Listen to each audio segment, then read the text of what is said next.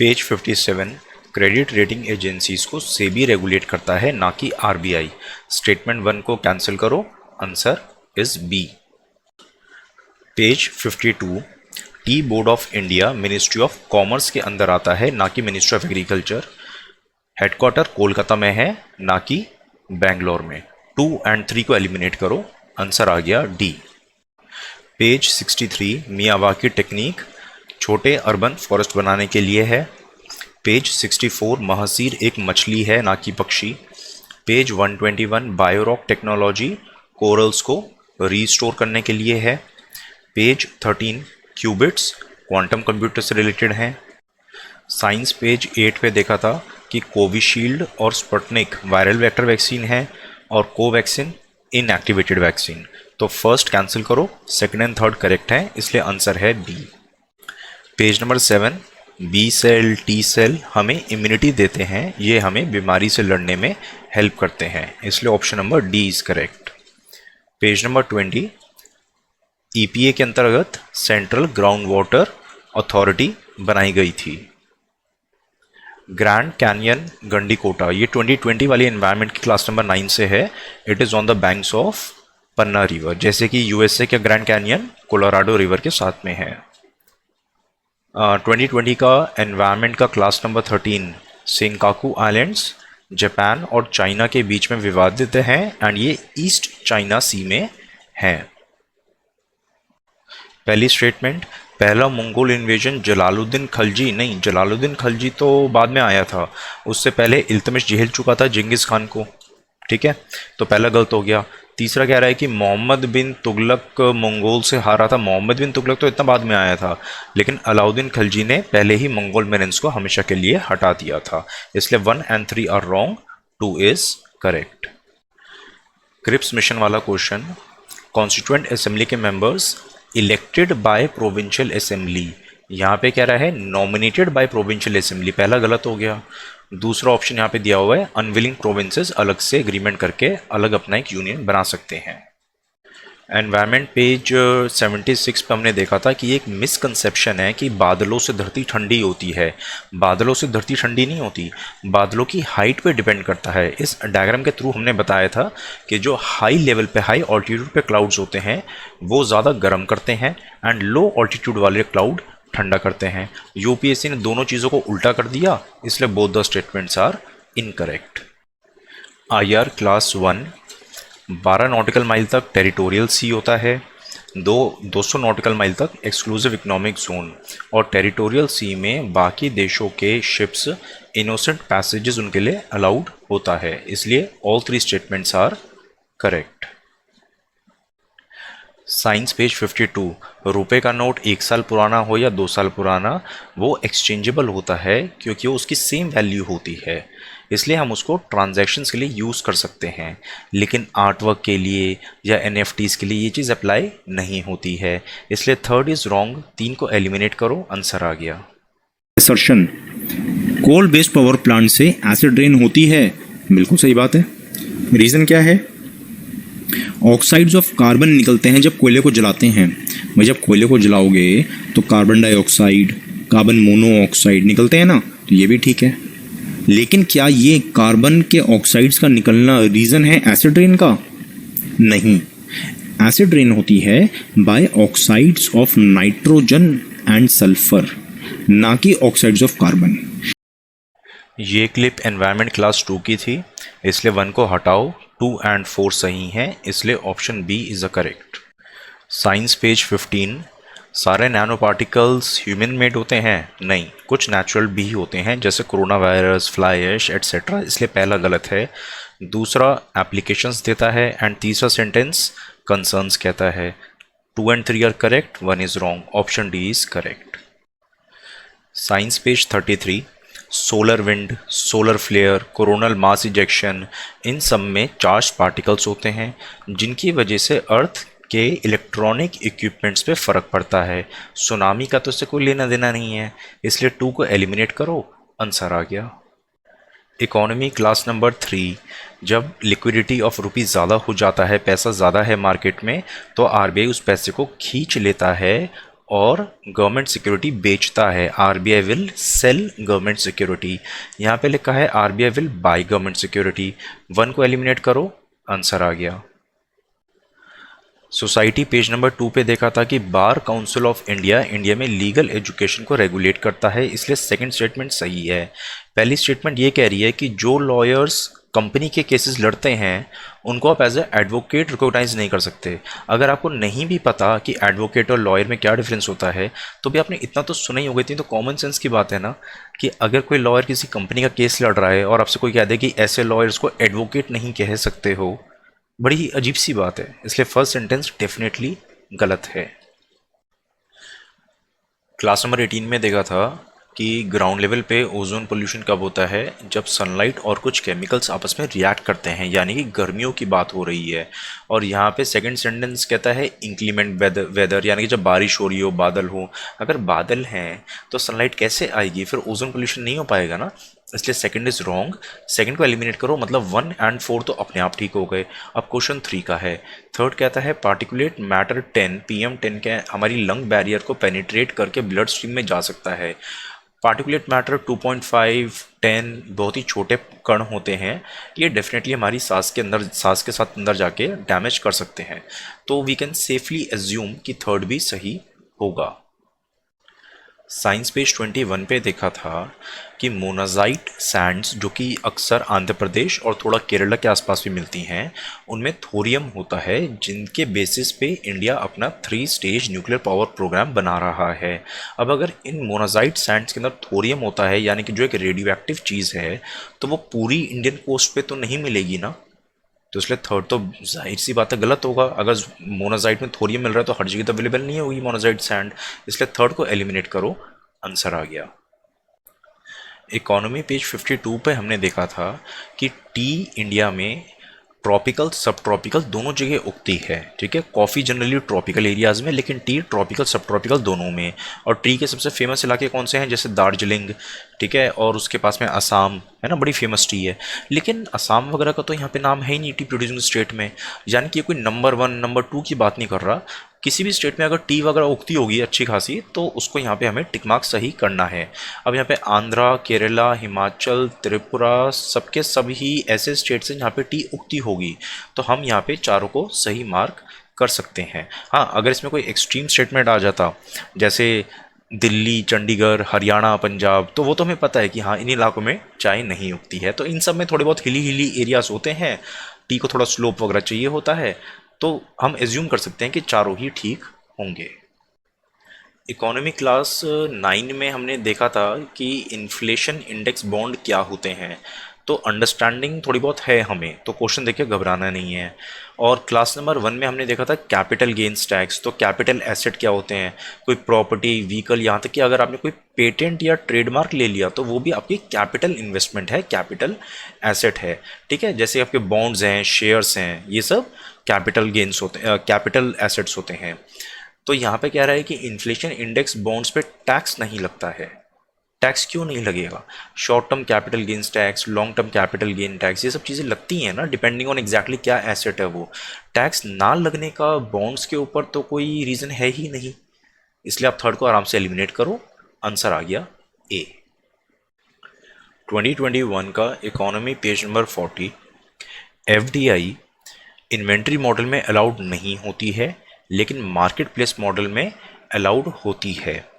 Amazon जैसी companies sellers में कितना स्टेक रख सकते हैं उसकी ऑब्वियसली एक लिमिट होती है, अदरवाइज वो अमेजॉन की ही सब्सिडरी बन जाएंगे।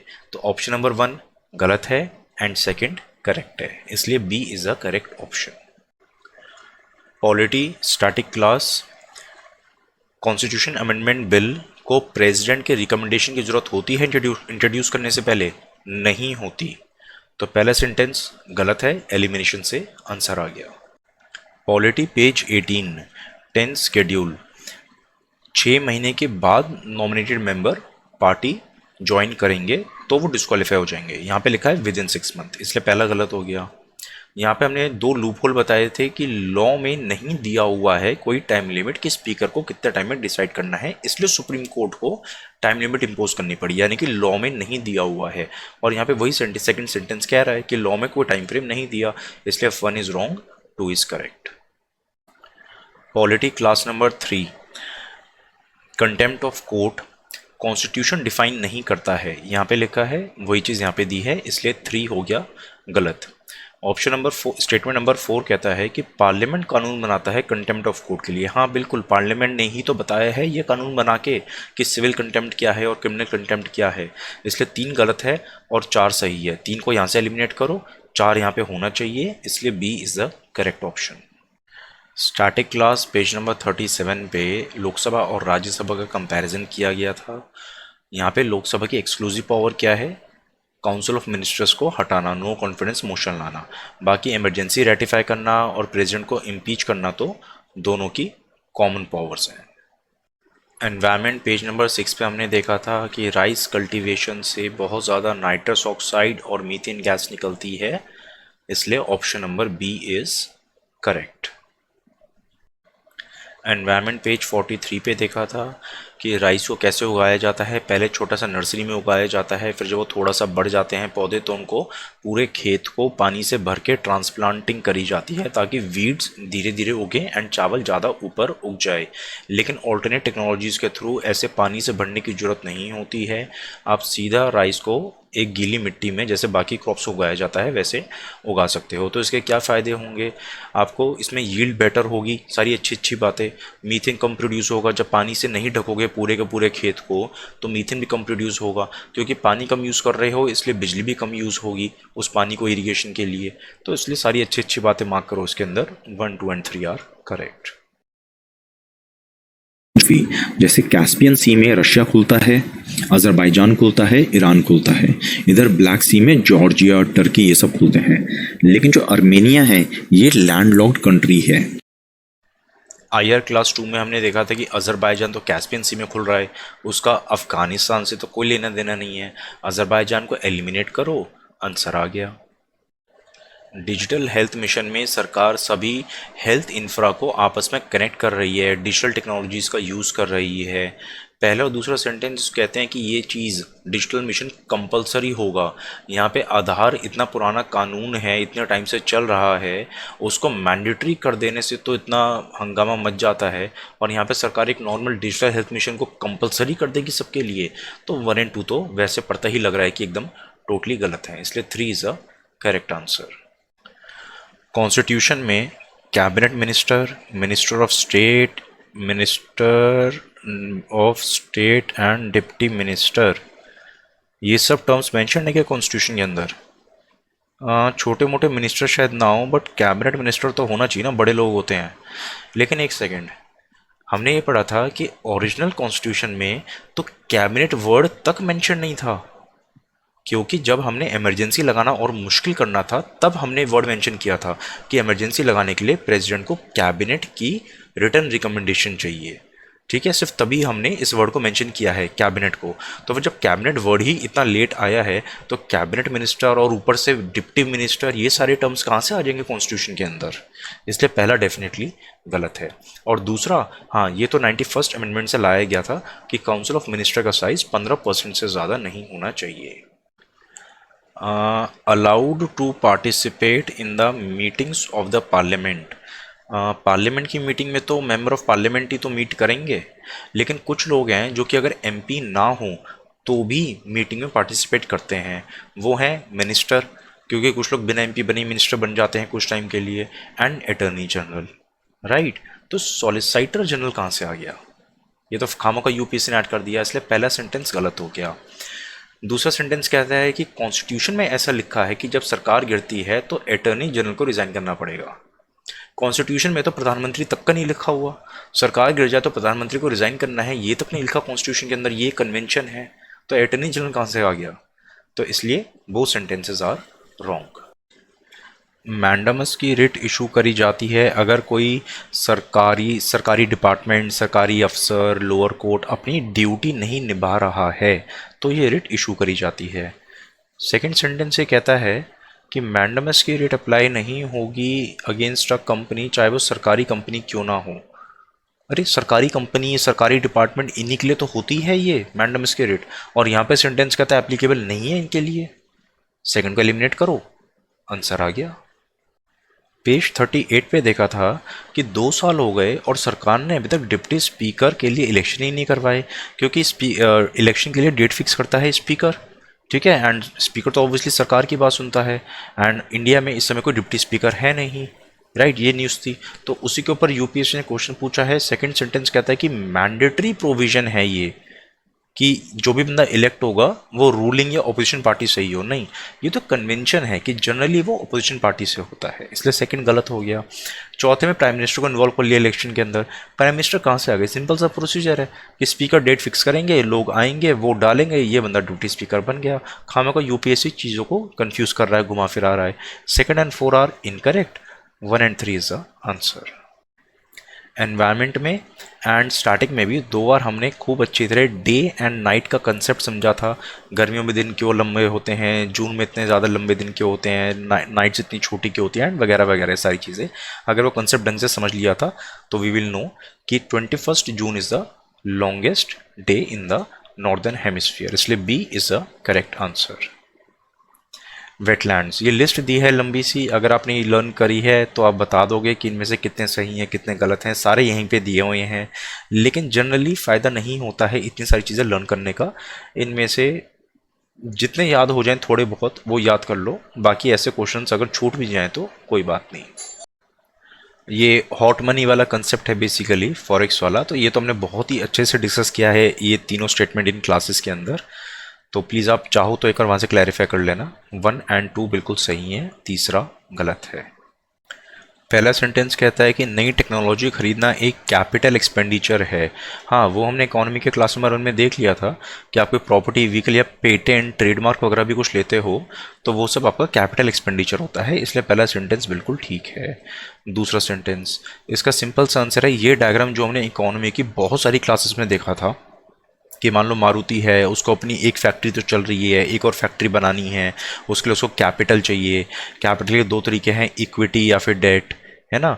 और यहाँ पे यूपीएससी क्या कह रहा है कि इक्विटी फाइनेंसिंग को रेवेन्यू एक्सपेंडिचर मानते हैं और डेट फाइनेंसिंग को कैपिटल एक्सपेंडिचर। नहीं, इक्विटी फाइनेंसिंग हो या डेट फाइनेंसिंग हो, इक्विटी हो या डेट हो, दोनों ही कैपिटल एक्सपेंडिचर होते हैं, इसलिए सेकेंड सेंटेंस गलत है। जब हम 100 रुपये सेव करते हैं तो उसमें से 18 रुपये चले जाते हैं सरकार को एज गवर्नमेंट सिक्योरिटी, इसलिए पहला बिल्कुल ठीक है। दूसरा, डेटेड सिक्योरिटीज़ जो इशू होती हैं, ठीक है, उनका ऑक्शन होता है, उसके थ्रू सरकार लेती है। हाँ, ये हमने रिटेल डायरेक्ट स्कीम से आपको आइडिया लग जाएगा कि जो भी जीसेक वगैरह आती है उनमें ट्रेडिंग चलती रहती है और ये ट्रेडिंग का आरबीआई का प्लेटफॉर्म भी है। बैंक बोर्ड ब्यूरो हमने डिस्कस कर लिया था यहाँ पे। अब यूपीएससी ने बेमतलब में उसको घुमा फिरा दिया कि इसका आरबीआई का गवर्नर इसका चेयरमैन होता है, ऐसा तो कुछ भी नहीं होता। इसका सिंपल सा एक ब्यूरो है जिसका काम है बैंक्स की मदद करना, उनके टॉप ऑफिशियल्स को अपॉइंट करना, इसमें आरबीआई कहाँ से बीच में आ गया, इसलिए 1 इज़ रॉन्ग एंड एलिमिनेशन से आंसर आ गया। पेज 60 पे देखा था कि इन्फ्लेशन कंट्रोल करना आरबीआई का काम होता है। अगर आरबीआई इस काम में फेल हो जाता है तो आरबीआई सरकार को लेटर लिखता है, एक्सप्लेन करता है कि हम क्यों फेल हो गए, आगे हम क्या एक्शंस ले रहे हैं कि जल्दी से इन्फ्लेशन वापस अपने ब्रैकेट में आ जाए, इसलिए option is D. Polity class number 3 पे हमने देखा था 5th schedule, 6th schedule, ILP, तो डेफिनेटली इसमें आंसर ए है, transfer of land to the non tribal people. Wild life protection act 1972, state government appoint करती है उस स्टेट के चीफ वाइल्ड लाइफ वार्डन को। अगर मान लो पता चलता है कि कोई सपोज शेर है एंड वो शेर एकदम जंगली हो गया है, वो सब इंसानों पे हमला कर रहा है, राइट, तो उसकी किलिंग, उसको मारना ज़रूरी है, तो उसके लिए permission chief wild life warden देगा। या कोई एनिमल है जो बहुत ही ज़्यादा सफरिंग है, मतलब बीमार पड़ गया है, अब उसको ठीक नहीं हो सकता, इलाज नहीं हो सकता, तो बेटर है कि उसकी एक तरह से मर्सी किलिंग कर दी जाए। स्टेटमेंट नंबर 3 कहती है कि अगर आपको डर है, शक है कि कोई जानवर इंसानों के लिए खतरा हो सकता है तो आप उसको मार सकते हो। नहीं, ऐसे थोड़ी ना होता है।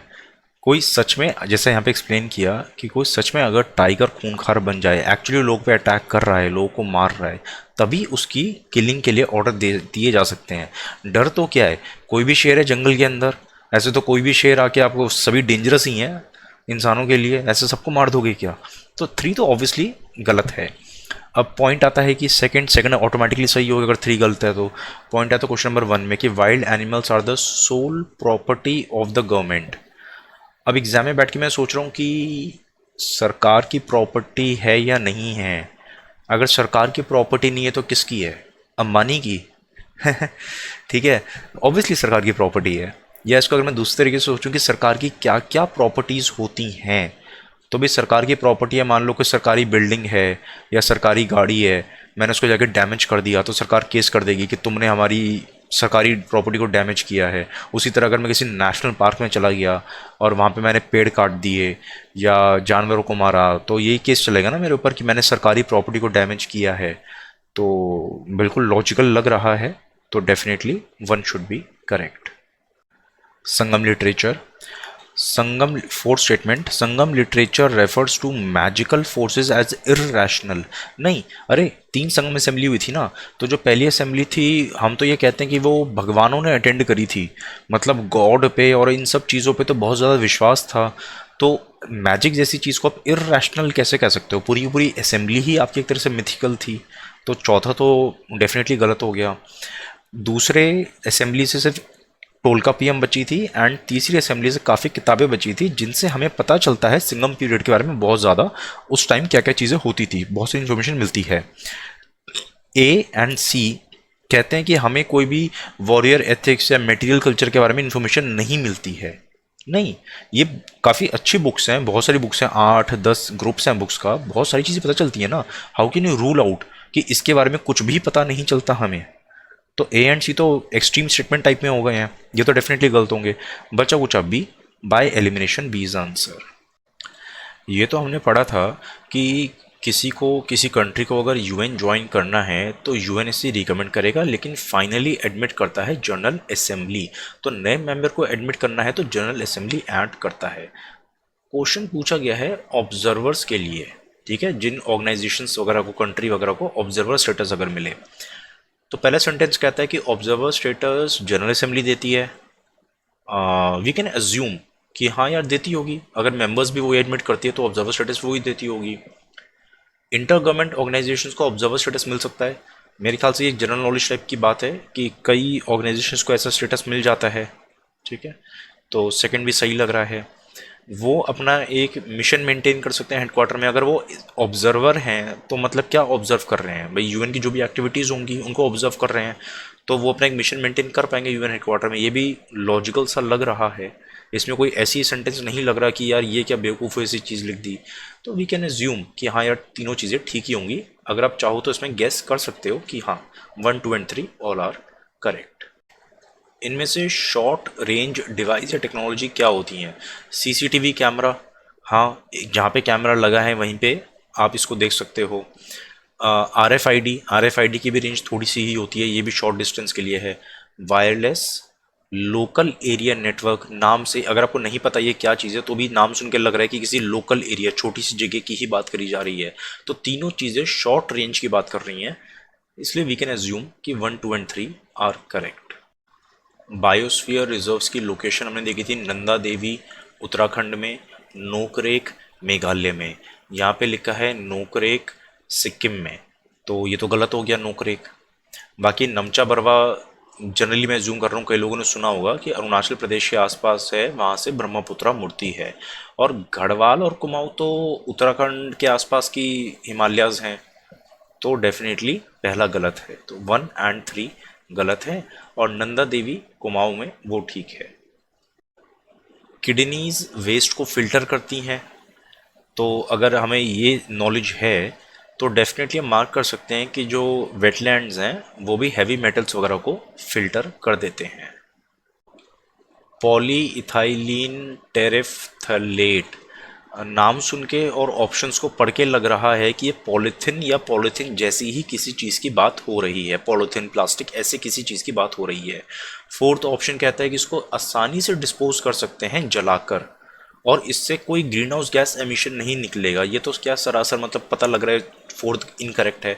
अगर फोर्थ इनकरेक्ट है तो यानी कि 3 तो बिल्कुल सही है डेफिनेटली। 3 कहता है कि इसकी बॉटल्स बन सकती हैं जिनको हम रिसाइकिल कर सकते हैं, हाँ ये प्लास्टिक की ही बात लग रही है फिर तो। डाउट है, कंपटीशन है 1 या 2 में, 1 या 2 में से कौन सा सही होगा। 1 कहता है कि इसको वूल कॉटन फाइबर के साथ ब्लेंड करके मिक्स करके कुछ बना सकते हैं। ठीक है, मतलब बना ही सकते होंगे कुछ ना कुछ, प्लास्टिक वगैरह को मिक्स विक्स करके क्यों नहीं बना सकते, बना सकते होंगे कुछ ना कुछ।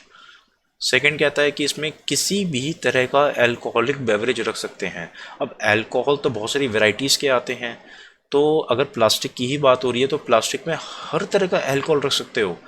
क्या पता कोई अल्कोहल रिएक्ट वगैरह कर जाए, तो सेकंड फिर गलत लग रहा है। तो हमें 1 या 2 में से एक चीज़ चूज़ करनी है ना, तो फिर डेफिनेटली हम 1 को चूज़ करेंगे, 2 को चूज़ नहीं करेंगे, क्योंकि 1 कह रहा है इट कैन बी डन और सेकंड कह रहा है किसी भी तरीके का, तो सेकंड थोड़ा गलत लग रहा है।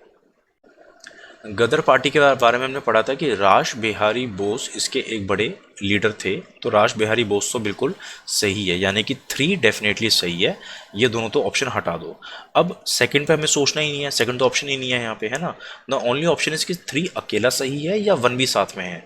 वरिंद्र कुमार घोष, अगर मैंने कभी नाम नहीं सुना है इनका, तो मैं एज्यूम कर लूँगा कि किसी ना किसी फ्रीडम फाइटर की ही बात हो रही होगी, एंड वो फ्रीडम फाइटर मैंने नाम नहीं सुना होगा, लेकिन यार शायद उन्होंने पार्टिसिपेट किया हो इसमें। तो अगर मुझे रिस्क लेना है तो डेफिनेटली मैं इनको भी सही मार्क कर दूंगा। तो आंसर अगर मुझे नॉलेज नहीं है तो मेरे हिसाब से शुड बी 1 एंड 3। इंडिया इनमें से किन किन का मेंबर है। शंघाई कोऑपरेशन ऑर्गेनाइजेशन का तो इंडिया बन गया था 2017 में मेंबर, ठीक है, तो 3 तो पक्का सही है। बाकी Asian infra bank, Asia development bank, ये सारे जो बैंक्स है ना, इंडिया लगभग सभी बैंक्स का मेंबर बन जाता है, ठीक है ना। चाहे वर्ल्ड बैंक हो, आईएमएफ हो, कोई भी चीज़ है, इंडिया लगभग हर चीज़ का ऐसे मेंबर बनता ही है।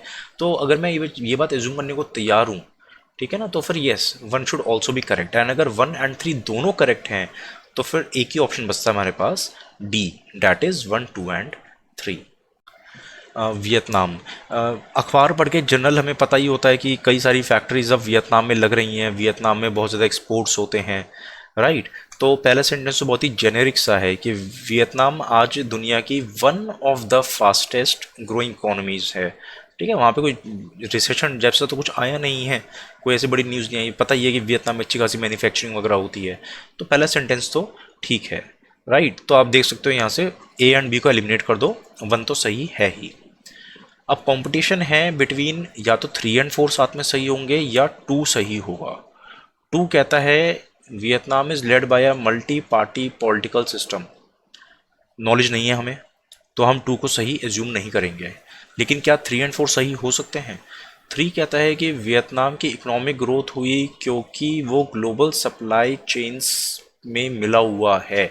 ग्लोबल सप्लाई चेन हमने इकोनॉमी की क्लास नंबर 10 में समझा था, जहाँ पे ग्लोबल वैल्यू चेन समझाई गई थी, और बाकी मेन सी क्लासेस में भी हमने ग्लोबल वैल्यू चेन, वियतनाम कैसे फ़ायदा ले रहा है वगैरह वगैरह, इंडिया को भी वो चीज़ फॉलो करनी चाहिए, वो सारी चीज़ें समझी थी।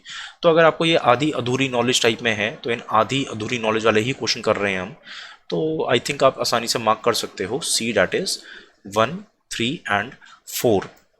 और वैसे भी देखो 3 एंड 4 थोड़े जेनेरिक से क्वेश्चन लग रहे हैं, ऑप्शन लग रहे हैं। 5th थोड़ा एक्सट्रीम चला गया, Vietnam is the most productive, यहाँ पे ये नहीं कह रहा 1 ऑफ द मोस्ट प्रोडक्टिव, यहाँ पे कह रहा है it is the most productive E service sector in Indo Pacific. Indo Pacific में तो इंडिया भी आता है, और इंडिया का ई सर्विस सेक्टर तो काफ़ी अच्छा है, और ये कोई गुंजाइश भी नहीं छोड़ रहा कि सेकंड नंबर पे 3rd नंबर पे आता है, ये तो कह रहा है सीधा टॉप मोस्ट है, तो ये तो वैसे ही गलत लग रहा है, ठीक है। तो आई थिंक तरह एज्यूम करके चीज़ों को अगर अखबार वगैरह पढ़ते हो तो उस बेसिस पे हम इस क्वेश्चन को सही मार्क कर सकते हैं, बाकायदा हम, प्रोवाइडेड हम सेकंड ऑप्शन से डरे नहीं।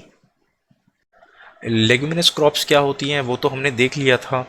अब लेगुमिनस क्रॉप्स में हमने एग्जांपल दिए थे, जैसे कि जितने भी दालें होती हैं, दाल, मूंगफली, चना और ये राजमा, पी, पल्सेस, ये सारी चीज़ें होती हैं इसके अंदर, ठीक है। ये हमें हल्का सा आइडिया है। तो यहाँ पे हम चिकपी को तो एकदम से टिक मार्क कर देंगे कि यस ये तो नाइट्रोजन फिक्सिंग लेग्यूम क्रॉप्स है, तो 3 सही है। इसके बेसिस पे हमने कहा कि ए या बी में से ही कुछ ना कुछ ऑप्शन होना चाहिए। अब अगर 3 सही है तो इसका मतलब कि 1 भी अपने आप सही हो गया, अल्फाल्फा अपने आप सही हो गया। कंपटीशन बचा है या तो 4 सही होगा या 5 एंड 6 दोनों साथ में सही होंगे। तो हमें क्या सोचना है अब कि या तो क्लोवर सही होगा या फिर पर्सलेन एंड स्पिनिच। अब यहाँ पे आपकी चॉइस है, जैसे मर्जी तुक्का मारो, आधा कुछ तो हमने काफ़ी कुछ काम तो कर ही लिया है। बाकी एक छोटा सा हिंट ये मिल सकता है हमें कि जो क्लोव है, लौंग एक तरह का स्पाइस टाइप में है। एंड हमने पढ़ा था कि जहाँ पे कॉफ़ी उगाई जाती है इंडिया में, तो कॉफ़ी जहाँ पे उगती है वहाँ पे बहुत सारे फ्रूट्स एंड स्पाइसेस भी उगते हैं। तो कॉफ़ी, स्पाइसेस, फ्रूट ये सारे एक ही जगह उगते हैं, तो एक दूसरे की हेल्प करते होंगे। ठीक है ना। तो जो स्पाइसेस वगैरह हैं वो ऐसी जगह हैं जो इंटर क्रॉपिंग में हेल्प करते हैं, एक दूसरे की प्लांट्स की हेल्प करते होंगे। तो मे बी ये नाइट्रोजन फिक्सिंग करते होंगे। तो आप ये इसके फेवर में ये ऑप्शन सोच सकते हो 1, 3 एंड 4। बाकी ये भी सोच सकते हो कि स्पिनिच है, स्पिनिच थोड़ा थोड़ा ऐसे पत्तियों जैसा लगता है कि छोटी छोटी पत्ती उग गई हैं, तो ये भी शायद एक तरह से लेग्यूम की तरह काम करता हो या ग्रीन मैन्योर की तरह काम करता हो। तो आप अगर ऐसे सोच रहे हो then you can mark this. But हाँ, काफ़ी हद तक हम इस क्वेश्चन को भी अटेम्प्ट कर सकते हैं। 20 लाख रुपए तक की सरकार से ग्रांट मिल जाएगी जो आपको वापस करने की कोई जरूरत नहीं है, और 50 लाख रुपए तक कि कन्वर्टेबल डेट का मतलब ये होता है कि सरकार ने आपको लोन दिया है, या तो उस लोन को चुका दोगे आप, वरना होगा ये कि बाद में ये शेयर्स के फॉर्म में कन्वर्ट हो जाएंगे। अगर हमें याद आ गया ये जो हमने क्लास में देखा था तो अच्छी बात है कि कन्वर्टेबल बॉन्ड क्या होते हैं। अगर नहीं भी ध्यान आया तो कोई बात नहीं, यूपीएससी खुद बता रहा है हमें कि कन्वर्टेबल बॉन्ड क्या होते हैं। पहले और दूसरे ऑप्शन सही या गलत उससे फ़र्क नहीं पड़ता, लैंग्वेज ठीक से पढ़ेंगे तो पता चल जाएगा कि कन्वर्टेबल बॉन्ड का मतलब है जिसको आप इक्विटी में कन्वर्ट कर सकते हो। ठीक है ना। यहाँ पे उसकी इम्प्लीकेशन पूछी गई है, लेकिन इम्प्लीकेशन पूछने के बहाने यूपीएससी ने हमें बता दिया है कि इनका मतलब क्या होता है। तो कैपिटल कैसा होता है, इक्विटी या फिर डेट। तो अगर आपने बॉन्ड्स के थ्रू डेट ली है, उसको अगर कन्वर्ट किया जा सकता है इक्विटी में, उसको बोलते हैं कन्वर्टेबल बॉन्ड। इतना तो हमें समझ में आ गया, इतना यूपीएससी ने हिंट दे दिया है। अब हम आगे दिमाग लड़ाएंगे कि अगर ये फैसिलिटी अवेलेबल है तो इसके क्या क्या फ़ायदे हो सकते हैं। पहला सेंटेंस ये कहता है कन्वर्टेबल बॉन्ड्स पे lower rate of interest. Lower rate of interest क्यों भाई? मान लो इस कंपनी ने ये कंपनी अभी 10% पे कर रही थी लोगों को, 10% पे इसने पैसा लिया है, एंड यहाँ पे ऑप्शन है, मतलब इन लोगों को बेसिकली 10% मिल रहा है। लोगों ने बॉन्ड खरीदे, उनको 10% पे का फ़ायदा हो रहा है। लेकिन अब इनको एक एडिशनल फैसिलिटी दे दी जाए कि कल को आप कंपनी के मालिक जैसा भी बन सकते हो, you can get the shares of the company. तो ये तो एक बड़ा ही लुहाव, मतलब बहुत ही अट्रैक्टिव सा ऑफर हो गया। तो फिर लोग शायद कम रेट ऑफ इंटरेस्ट में मान जाएंगे, है ना। लॉजिकल लग रहा है बिल्कुल। तो कन्वर्टेबल बॉन्ड्स पे लोअर रेट ऑफ इंटरेस्ट, हाँ ये थोड़ा लॉजिकल सा लग रहा है। दिमाग अगर काम करता है एग्जाम में तो ऑब्वियसली हम ऐसा सोच सकते हैं। ठीक है, तो we can think like this. तो 1 इज करेक्ट उस हिसाब से। Convertible bonds offer bond holder, यानी कि जनता ने जो खरीदा है बॉन्ड होल्डर है वो, a degree of indexation to rising consumer prices. इसको ना पेंसिल से काट के मैं लिखूंगा इन्फ्लेशन। राइजिंग कंज्यूमर प्राइस मतलब इन्फ्लेशन। लैंग्वेज आसान करो क्वेश्चन की।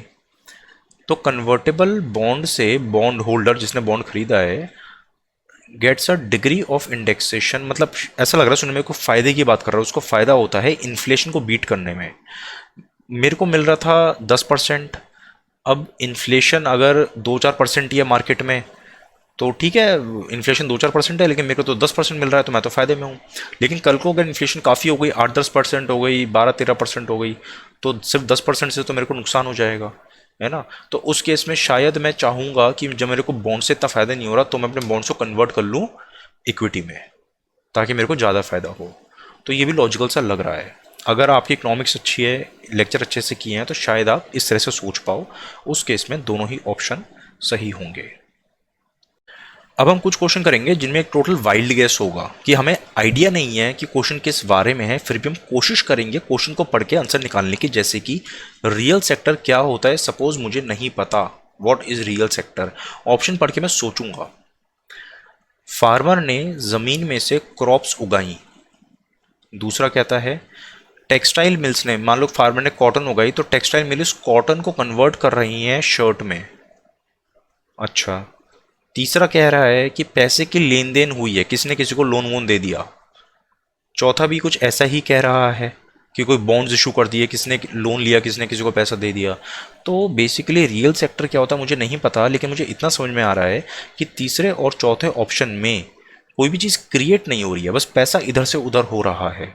और पहले और दूसरे ऑप्शन में कोई चीज़ क्रिएट हो रही है, और सबसे ज़्यादा रियल, सबसे ज़्यादा मतलब की चीज़ हो रही है पहले ऑप्शन में, है ना, कि ज़मीन में से आपने क्रॉप्स उगा दी।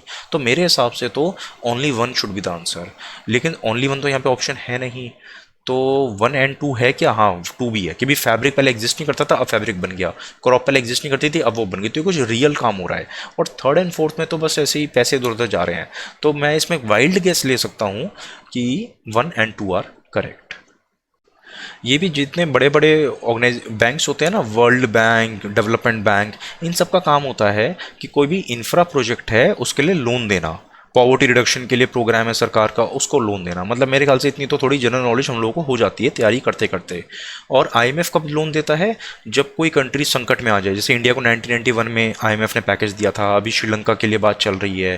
तो जहाँ पे एकदम क्राइसिस हो जाता है ना, तब आईएमएफ आता है बचाने के लिए। तो यहाँ पे बात हो रही है रैपिड रैपिड। तो फिर तो बी ही सबसे अप्रोप्रिएट सा लग रहा है। तो वाइल्ड गेस कर सकते हैं। अर्थशास्त्र के बारे में हमने पढ़ा तो था, लेकिन ज़्यादा डिटेल में नहीं पढ़ा था, एंड क्वेश्चन काफ़ी डिटेल्ड है। कोई बात नहीं, कोशिश करते हैं। पहला सेंटेंस कह रहा है कि as a part of judicial punishment किसी को स्लेव बनाया जा सकता है। पता नहीं हमें सही है गलत है। दूसरा है, अगर कोई फीमेल स्लेव है एंड उसके मालिक से उसका एक बेटा बॉर्न होता है तो वो औरत आज़ाद हो जाएगी। तीसरा कहता है कि उस केस में जो बेटा पैदा हुआ है उस बेटे का पिता उस आदमी को, ओनर को माना जाएगा। सेकंड एंड थर्ड सही है गलत मुझे नहीं पता, लेकिन पढ़ के इतना तो समझ में आ रहा है कि अर्थशास्त्र में कुछ ना कुछ तो लिखा होगा ना स्लेवरी के बारे में, तभी 3 3 सेंटेंस दिए हुए हैं। और सेकंड एंड थर्ड सेंटेंस बता रहे हैं कि ऐसा होगा या नहीं होगा, इस सिचुएशन में स्लेव के साथ क्या होगा। अगर अर्थशास्त्र में ऐसी बातें लिखी हैं कि स्लेव के साथ ऐसा होगा, वैसा होगा, वैसा होगा, तो यानी कि जुडिशियल पनिशमेंट का वो पार्ट हो सकता है ना। काफ़ी हाई प्रोबेबिलिटी है। यानी कि सेकंड एंड थर्ड पर क्या हमें लग रहा है कि फर्स्ट तो सही होना ही चाहिए। तो फर्स्ट तो सही होना ही चाहिए। अभी भी काफ़ी ऑप्शंस बचे हुए हैं। चलो, या तो 2 सही है या 3 या दोनों। तो इससे कुछ ज़्यादा फायदा हुआ नहीं। और हम क्या सोच सकते हैं? अब हम ये सोचेंगे कि अर्थशास्त्र एक बहुत ही बढ़िया किताब थी, बहुत ही पढ़े लिखे अच्छे इंसान ने लिखी थी वो किताब, तो इसमें बहुत ही लॉजिकल बातें होंगी। तो हम देखेंगे कि क्या सेकंड एंड थर्ड थोड़ी लॉजिकल बात कर रहे हैं। सेकंड ये कहता है कि ये एक मेल है और ये एक फीमेल है, फीमेल इसकी स्लेव है, इसने जो भी किया एंड शी गॉट अ सन, ठीक है ना, इनका बेटा है ये। तो पढ़ के मुझे तो ऐसा लग रहा है कि भी इस आदमी ने इस औरत का एक्सप्लॉयटेशन किया है, और एक्सप्लॉयटेशन की वजह से जब ये बच्चा पैदा हुआ है तो नाउ शी इज़ फ्री। तो सुनने में अजीब सा लग रहा है। मतलब ये इसको फ्री थोड़ी ना कहोगे, इसको तो कहेगा अपना तुमने पल्ला झाड़ लिया एक तरीके से। पहले तुमने एक्सप्लॉइट किया उसको और अब तुमने कह दिया तुम आज़ाद हो। आज़ाद किया है, now you should marry her. मतलब वैसे लॉजिक लगा रहा हूँ, मुझे नॉलेज नहीं है इसकी, बट वैसे लॉजिक लगा रहा हूँ। तो ये तो गलत होना चाहिए आई थिंक। और तीसरा कहता है कि इस बच्चे का कोई बाप तो होना चाहिए ना, तो बाप ये मेल आदमी होगा। हाँ, तो ये थोड़ा लॉजिकल लग रहा है मुझे। तो if I have to take a guess in the exam, क्योंकि कई बार हालत हमारी होती है ऐसी कि हमें गेस करना पड़ता है, तो उस case I will take a guess कि यार सेकंड गलत होना चाहिए एंड थर्ड थोड़ा लॉजिकल लग रहा है। तो 1 और 3 विल बी करेक्ट। तो सी मार्क मैं करूँगा इसमें। गूशी, गूशी, ओके, इस कॉन्टेक्स्ट में तो हमें नहीं पता क्या चीज़ होती है, बट कोशिश करते हैं, क्या पता कुछ समझ में आ जाए। ये एक फंगस होती है, मुझे नहीं पता फंगस है या टेक्नोलॉजी का नाम है। सेकंड है कि हिमालय के फॉरेस्ट एरियाज में उगती है। थर्ड है कि हिमालय के फुट हिल्स में नॉर्थ ईस्ट इंडिया में कमर्शियली उगाई जाती है। क्वेश्चन पढ़ के इतना तो समझ में आ गया कि ये किसी ना किसी जड़ी बूटी टाइप जैसी चीज़ की बात हो रही है, किसी टेक्नोलॉजी या गाड़ी वाड़ी की बात नहीं हो रही, लग्जरी ब्रांड की बात नहीं हो रही। इतना समझ में हमें आ गया है कि कोई ना कोई ऐसी चीज़ है जो उगती है ज़मीन से। तो हिमालय, क्या वो ऐसी चीज़ हिमालय के फॉरेस्ट में उगती होगी? तो काफ़ी हाई प्रोबेबिलिटी है, क्वेश्चन को पढ़ के तो लग ही रहा है। तो सेकंड तो सही होना चाहिए, तो हम गेस कर सकते हैं। अब वो बहुत सारे तरीके की वेजिटेशन होती है, कोई टेक्निकली फंगस होती है, टेक्निकली बैक्टीरिया होता है, टेक्निकली प्लांट होते हैं, श्रब होते हैं, बहुत सारी चीज़ें होती हैं। तो ये फंगस है या नहीं है वो मुझे नहीं पता। तो 1 तो मैं कभी सोच नहीं सकता, लेकिन 2 पक्का पता है कि हिमालय के फॉरेस्ट एरियाज में उगती है। थर्ड ये कह रहा है कि हिमालयस के फुट हिल्स में नॉर्थ ईस्ट इंडिया में इसको उगाया जाता है। उगाया जाता होगा, ठीक है, लेकिन अगर फॉरेस्ट एरिया में उगती है तो लोग उगाते होंगे इसको। लेकिन यहाँ पे कह रहा है कमर्शियली कल्टीवेटेड। हिमालय के foothills in the north east क्या हो गया? जैसे अपना मेरे ख्याल से नॉर्थ ईस्ट इंडिया में जो असम दार्जिलिंग वगैरह के एरियाज हैं जहाँ पे चाय वगैरह उगती है, तो वहाँ कई लोग उगाते होंगे, वहाँ पे चाय को कमर्शियली कल्टीवेट किया जाता है। तो अगर कोई इतनी फेमस चीज़ है जहाँ पे इसका कमर्शियल कल्टीवेशन होता है, ठीक है ना, इसको बड़े बड़े इसके प्लांटेशंस होती होंगी, कमर्शियली इसको कल्टीवेट किया जा रहा है, तो डेफिनेटली मैंने इसका नाम सुना होता, कहीं ना कहीं पढ़ा होता, लेकिन पढ़ा तो है नहीं। तो इसलिए मुझे कमर्शियली कल्टीवेटेड थोड़ा सा अजीब सी चीज़ लग रही है। तो इसलिए मैं, अगर मुझे गैस वाइल्ड गैस करना है, तो मैं कमर्शियली कल्टीवेटेड की वजह से इस थर्ड ऑप्शन को गलत मार्क करूंगा, थर्ड को गलत मार्क करूंगा। एंड सेकंड तो सही लग ही रहा है, तो सेकंड सही है, तो इसलिए आंसर आएगा C. I will mark answer as C. Greenwashing, नाम पढ़ते ही लग रहा है आई वॉशिंग की बात हो रही है कि it is just an I wash, ये सिर्फ एक मतलब धोखा दिया जा रहा है तुम्हें। तो धोखा दिया जा रहा है वाली बात तो ए ऑप्शन कर रहा है, बाकी समय तो आप जान पूछ के किसी चीज़ को इंक्लूड नहीं कर रहे, इग्नोर कर रहे हो या मैंडेटरी कर रहे हो, लेकिन धोखा देने वाली बात तो ए में हो रही है ना। तो आई वॉश, ग्रीन वॉश मिलता जुलता लग रहा है। वाइल्ड गैस अगर करना है तो आप ए को अटेम्प्ट कर सकते हो। इंडिया में कितने इंडस्ट्रियल डिस्प्यूट हुए, यानी कि जैसे लेबर और फैक्ट्री के मालिकों के बीच में लड़ाई वड़ाई हो गई, या कितनी फैक्ट्रियाँ बंद हो गई, कितने एम्प्लॉयज़ को निकाला गया है नौकरी से, ये सब तो लेबर ब्यूरो का ही काम लग रहा है। अगर वाइल्ड गैस करना है तो सी होना चाहिए। डीएनए बार कोडिंग, बार कोडिंग, अब डीएनए टेक्नोलॉजी तो हमें पता है, इसकी क्या एप्लीकेशन होते हैं, क्या सब कुछ हमने पढ़ा हुआ है अच्छे से, लेकिन बार कोडिंग हमें नहीं पता। ऑप्शन पढ़ के देखते हैं। इसकी एप्लीकेशन दी हुई है, it can be a tool to, ये तो फिर सारे सही होनी चाहिए, एप्लीकेशन बेस्ड क्वेश्चन है तो 1 2 एंड 3, लेकिन वो तो यहाँ पे है नहीं, तो कुछ ना कुछ एलिमिनेट करना पड़ेगा। देखते हैं। तो पहला ऑप्शन कह रहा है it can assess the age of a plant या एनिमल। अच्छा, अगर डीएनए टेस्टिंग करी जाए तो क्या उससे एज पता चल सकती है? मैंने कभी ऐसा पढ़ा नहीं है, हो सकता है होता हो, बट मैंने कभी ऐसा सुना नहीं है कि डीएनए से आप किसी की एज बता दो। तो वन थोड़ा अजीब सा लग रहा है, लेकिन बार कोडिंग से क्या पता लगा सकते हो, आई डोंट नो। सेकंड ये कह रहा है कि to distinguish among species that look alike, ये तो लॉजिकल सा लग रहा है। बार कोडिंग क्या चीज़ होती है? मैं सुपरमार्केट में गया, मैंने 4 आइटम खरीदे, तो कैशियर के पास एक मशीन होती है, उसमें से बार कोड एकदम से रीड हो जाता है और कंप्यूटर को पता चल जाता है कि ये क्या चीज़ है, ये जैम है, सॉस है, ब्रेड है, क्या चीज़ है, वो कंप्यूटर को पता चल जाता है बाय बार कोडिंग। तो डीएनए का भी वही काम होता है, पता लगाना कि भी ये हाथी है, घोड़ा है, चिंपैंजी है, बंदर है, गोरिल्ला है, क्या चीज़ है, वो डीएनए करता है। तो ये एक ही चीज़ लग रही है मुझे, है ना। और सेकंड सेंटेंस बिल्कुल मेरे दिमाग की बत्ती जला दी है कि सेकंड सेंटेंस के हिसाब से मैं समझ में आ रहा है क्या चीज़ होगी, कि मैं पता लगा पाऊँ कि ये कौन सा एनिमल है। तो सेकंड तो सही होना चाहिए। थर्ड कह रहा है आइडेंटिफाई अनडिजायरेबल एनिमल और प्लांट इन प्रोसेस्ड फूड। मैंने एक पैकेट खरीदा खाने का, उस खाने के पैकेट में, चिप्स में, किसी भी चीज़ में कोई अनडिजायरेबल एनिमल या प्लांट का पार्ट है, वो कौन सा है, ये पता करने के लिए ये टेक्नोलॉजी हेल्प करेगी। वो तो सेकंड सेंटेंस ही हो गया ना, कि मान लो मैंने कोई पर्टिकुलर एनिमल, कोई मीट प्रोडक्ट खरीदा था, उस मीट प्रोडक्ट में वो मीट नहीं बल्कि किसी और एनिमल का मीट आ गया, तो डीएनए बार कोडिंग से आप वही सेकंड और थर्ड सेम चीज़ होगी ना, पता लगा पाओगे कौन सा एनिमल का है ये। तो सेकंड एंड थर्ड सही लग रहे हैं, और तीनों सही हो नहीं सकते हैं। अगर 1 2 एंड 3 होते तो हम तीनों मार्क कर देते।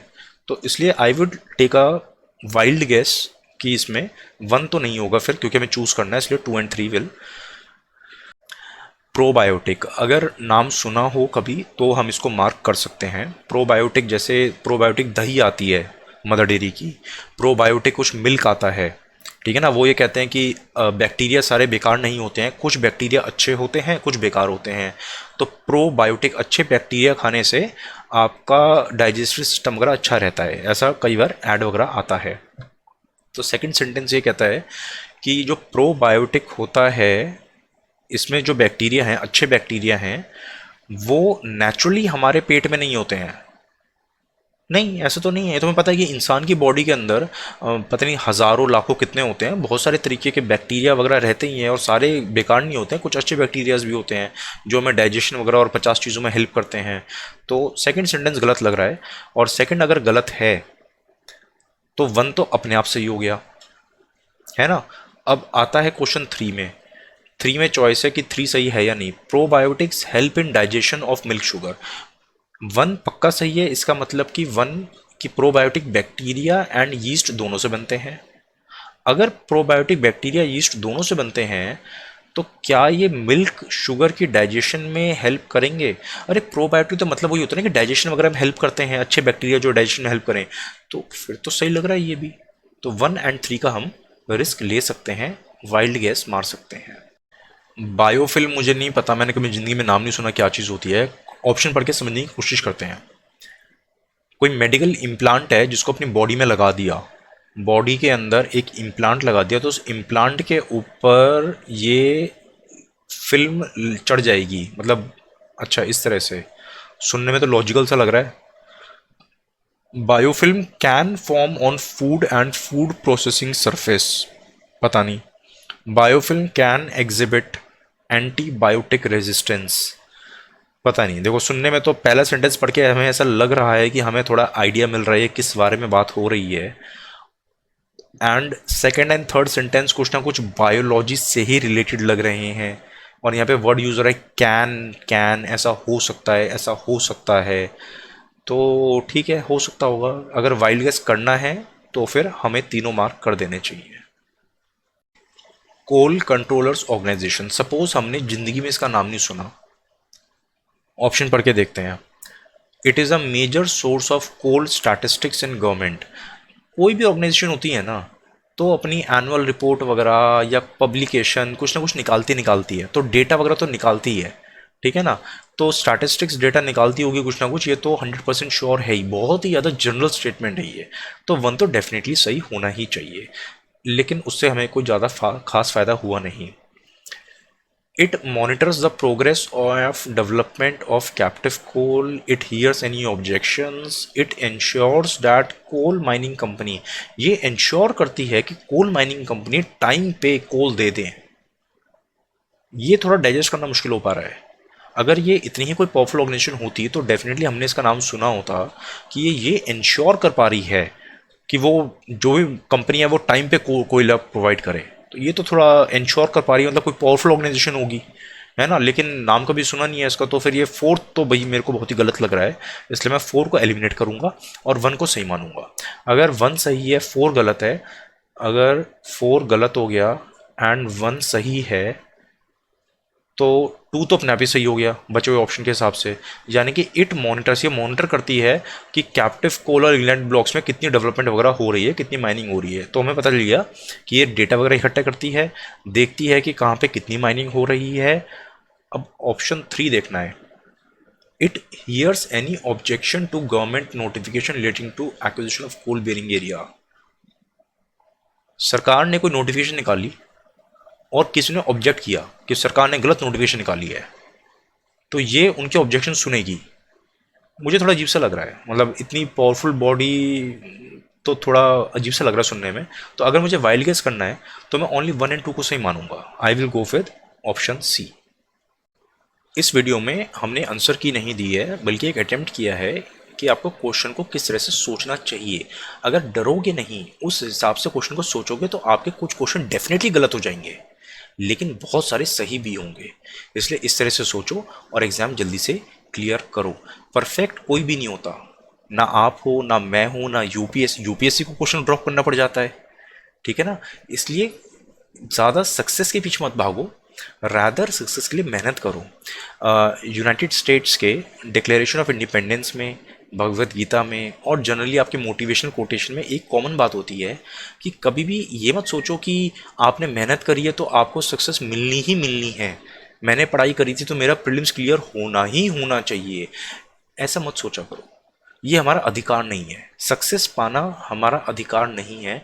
हमारा अधिकार है उस सक्सेस को चेज करना, उसके लिए मेहनत करना। इसीलिए यूएस के डिक्लेरेशन ऑफ इंडिपेंडेंस में क्या लिखा है? People have the right to life, liberty and happiness. नहीं, वहाँ पे लिखा ये नहीं है लाइफ, लिबर्टी, हैप्पीनेस, वहाँ पे लिखा है life, liberty and pursue of happiness. हम हैप्पी रहें ये हमारा अधिकार नहीं है, लेकिन हैप्पी रहने के लिए हम कोशिश कर पाएं वो हमारा अधिकार है। वही भगवत गीता में कहा गया है कि फल जो आएगा उसके ऊपर तुम्हारा अधिकार नहीं है, लेकिन कर्म करने पे तुम्हारा पूरा अधिकार है। अगर आपका एग्जाम क्लियर नहीं हो रहा है, डरो मत, निराश मत हो, आपने कुछ ना कुछ सीखा है। Don't lose this game, rather इससे कुछ सीखो और अगले साल की तैयारी शुरू कर दो। अगर आप इस साल मेंस दे रहे हो, सितंबर में मेंस होगा, तो उस कोर्स में हमारी करीब 80 क्लासेस रहेंगी। 80 में से 60 क्लासेस तो वही हैं जो पिछले साल मेंस की थी। अल्टीमेटली वही चीज़ें होती हैं, तो मॉडिफाई करके पढ़ाऊँ क्या फ़ायदा उस चीज़ का। एज इट इज़ आप उन क्लासेस को ले लो, 60 क्लासेस वो देख लो।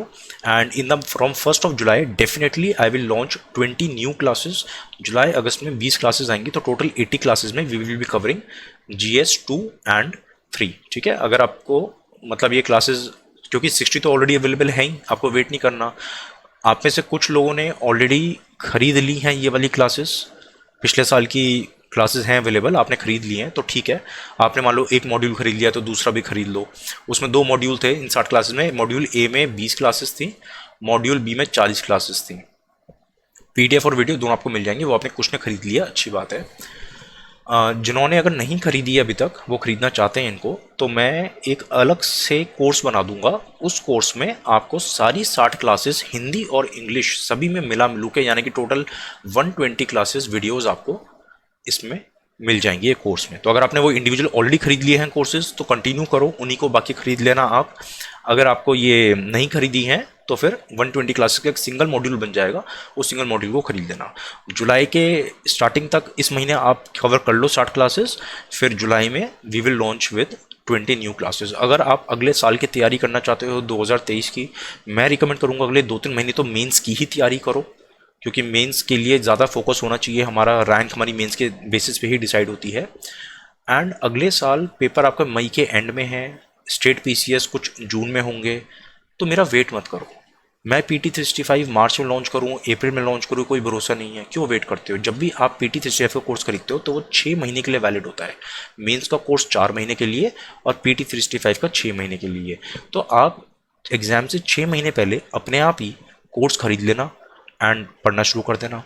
ठीक है, क्योंकि कंसेप्ट रिपीट होंगे। जो कंसेप्ट 21 में पढ़े वही 22 में रिपीट हुए हैं, जो 22 में पढ़े वही 23 में रिपीट होंगे। कंसेप्ट स्ट्रॉन्ग करो, अपने आप तैयारी शुरू करो, मेरे भरोसे मत बैठो। मैं आपको कुछ कुछ हेल्प कर सकता हूँ जैसे करता हूँ, बट अपनी मेहनत खुद करो, because ultimately IAS district collector आपको बनना है, तो मेहनत उसके लिए आपको करनी पड़ेगी। All the very best.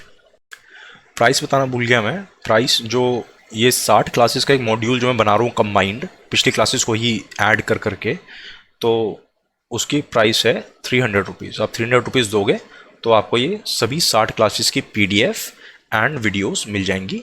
Her PDF की 2 वीडियो मिलेंगी आपको, एक इंग्लिश में होगी और एक हिंग्लिश में। ठीक है, तो 300 में आपको ये 60 क्लासेस मिल गई। जून में ये देख लो, जुलाई में नया कोर्स लॉन्च होगा जिसमें सिर्फ 20 क्लासेस होंगी। GS 2 एंड 3 की ही बात कर रहे हैं हम, सिर्फ 1 एंड 4 हम लॉन्च नहीं करेंगे। तो इन 20 क्लासेस का भी कॉस्ट होगा 300 रुपीज़।